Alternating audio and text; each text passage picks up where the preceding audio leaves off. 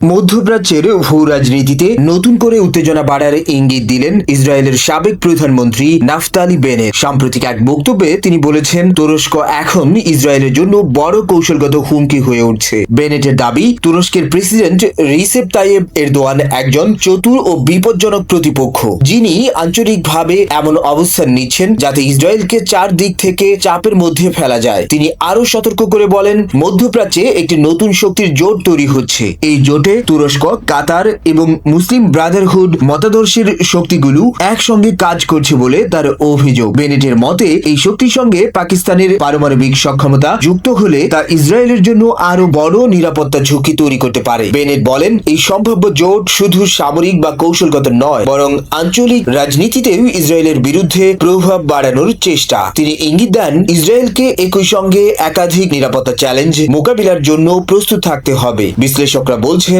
এই ধরনের বক্তব্য মধ্যপ্রাচ্যের ভূ রাজনীতিতে নতুন উত্তেজনার ইঙ্গিত দিতে পারে, বিশেষ করে যখন অঞ্চল জুড়ে জোট রাজনীতি দ্রুত পরিবর্তন হচ্ছে। এখন প্রশ্ন হলো, সত্যি কি মধ্যপ্রাচ্য নতুন শক্তির অক্ষ তৈরি হচ্ছে, নাকি এটি শুধুই রাজনৈতিক সতর্কবার্তা? সময়ে বলে দেবে তার সঠিক উত্তর কোনটি।